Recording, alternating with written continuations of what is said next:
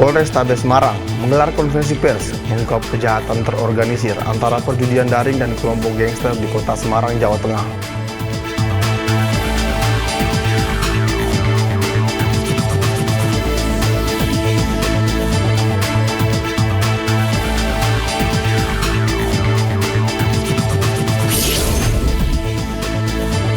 Polresta Banjarmasin menggelar edukasi dan keselamatan berlalu lintas lewat program Go to School di halaman SMPN 14 Banjarmasin pada Selasa lalu.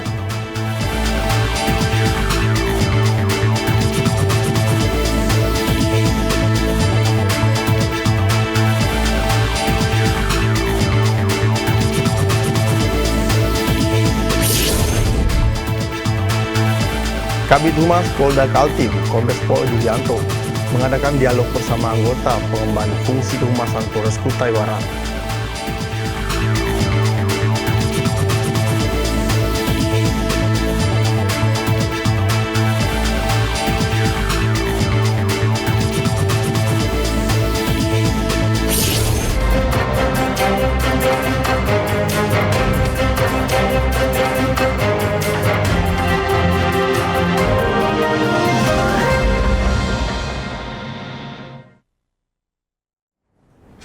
Selamat pagi pemirsa, Presisi Pagi kembali hadir untuk Anda. Seperti biasa, selain 3 berita utama tadi, selama 1 jam ke depan kami juga telah menyiapkan sejumlah informasi terkini lainnya.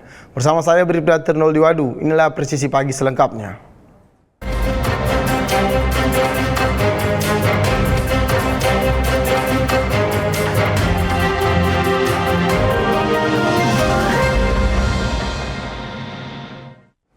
Polsek Cinere, Polres Metro Depok menggelar konferensi pers terkait perkara tindak pidana narkotika jenis sabu bertempat di Mapolsek Cinere. Dalam pengungkapan ini petugas berhasil mengamankan 2 tersangka.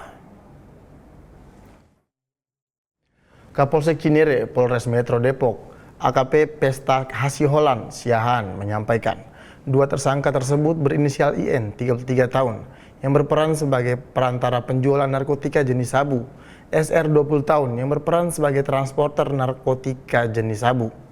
Dalam pengungkapan ini petugas juga mengamankan barang bukti narkotika jenis sabu sebanyak 186,73 gram, 1 kotak dus berkas pompa akuarium yang di dalamnya berisi 1 plastik klip bening berisi kristal putih, diduga sabu dengan berat kotor 86,58 gram, dan 1 plastik klip bening berisi kristal putih, diduga sabu dengan berat kotor 100,15 gram yang disimpan di dalam tas selempang kecil berwarna hitam.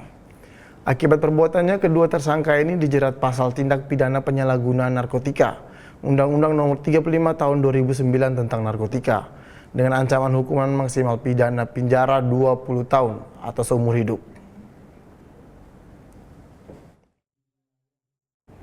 Direktorat Reserse Narkoba Polda Metro Jaya kembali membongkar penyelundupan narkoba yang diduga jenis sabu yang disamarkan di dalam sebuah benda lempeng mirip keramik.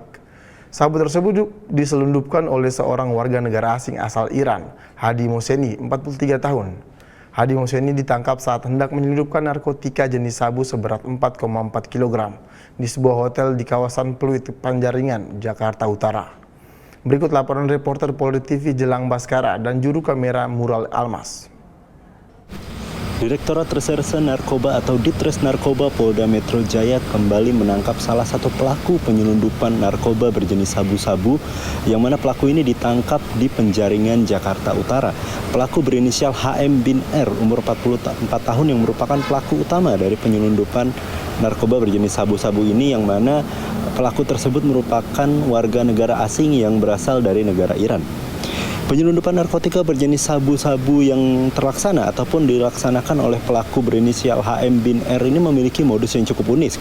Maksud saya modus yang cukup unik, di mana pelaku mengirimkan sabu-sabu dengan metode ataupun cara yang cukup tidak masuk akal, tapi bisa dilaksanakan dengan mudah, yaitu dengan menyisipkan barang sabu-sabu, narkotika berjenis sabu-sabu itu ke dalam paket atau bingkisan yang berisikan dengan lempengan-lempengan keramik atau marmer yang biasa kita temukan di lantai-lantai suatu bangunan ataupun rumah-rumah di setiap daerah yang ada di Indonesia.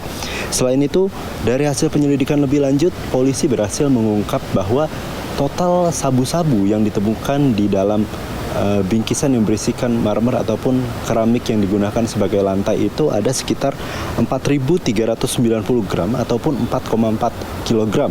Sehingga dari barang bukti itu polisi bisa menahan saudara HM bin R untuk dilaksanakan penyelidikan lebih lanjut.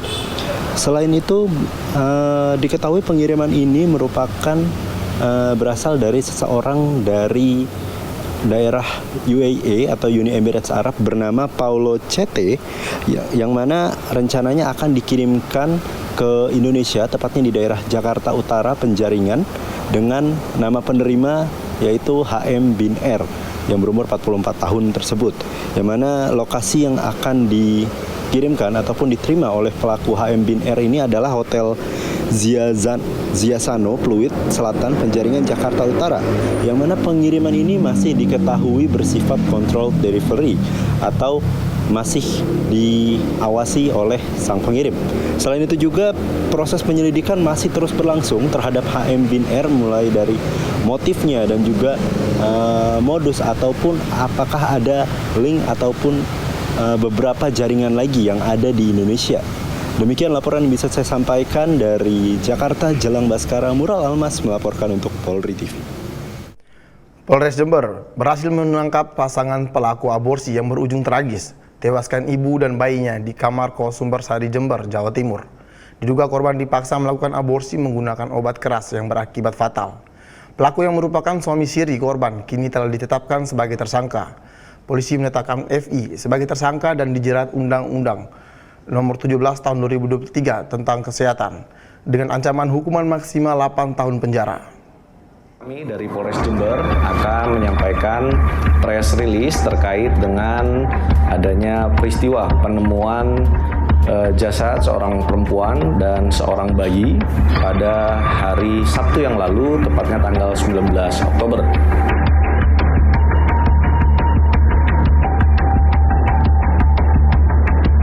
Adapun kronologis kejadiannya adalah adanya laporan dari masyarakat terkait dengan ditemukannya jenazah seorang perempuan dan bayi di sebuah kamar kos di Kecamatan Sumbersari, Kabupaten Jember. Setelah mendapatkan laporan tersebut, petugas kepolisian melakukan olah TKP dan menemukan beberapa bukti-bukti yang ada di TKP. Setelah didalami, ternyata peristiwa tersebut bukan peristiwa alami, namun demikian ada dugaan terjadinya tindak pidana. Korban meninggal dunia akibat perdarahan dan kelahiran yang dipaksakan. Ini diakibatkan korban mengkonsumsi obat keras bermerek Invitek yang mengandung misoprostol 200 mg. Berdasarkan karakteristik obat tersebut, memang dapat menyebabkan keguguran. Apa hubungan dengan seseorang yang tadi kami sampaikan di awal? Saudara FI ini yang menyediakan atau yang memberikan obat tersebut kepada korban. Dan berdasarkan komunikasi pribadi, tersangka ini atau saudara FI ini mendorong untuk korban mengkonsumsi obat-obatan tersebut sejak hari Jumat atau 1 hari sebelum kejadian. Saudara FI usia 25 tahun, jenis kelamin laki-laki, beralamatkan di Situbondo sebagai tersangka atas perbuatan tersebut. Dan kepada yang bersangkutan, kita akan terapkan atau kenakan pasal 428 Undang-Undang Nomor 17 Tahun 2023 tentang Kesehatan. Junto pasal 348 KUHP dengan ancaman hukuman maksimal 8 tahun penjara.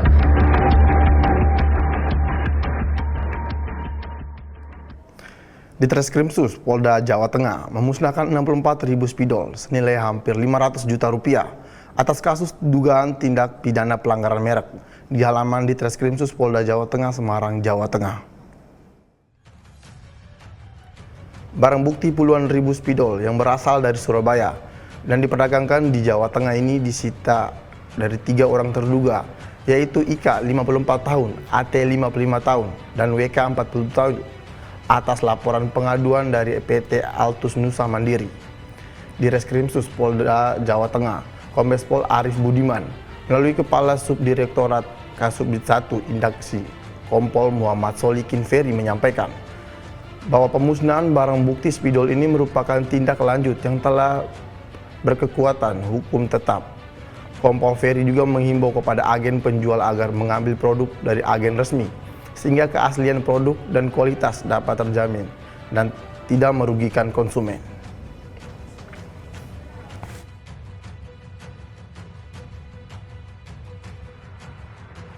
Polrestabes Semarang menggelar konferensi pers mengungkap kejahatan terorganisir antara perjudian daring dan kelompok gangster di kota Semarang. Informasinya akan hadir untuk Anda setelah jeda berikut ini.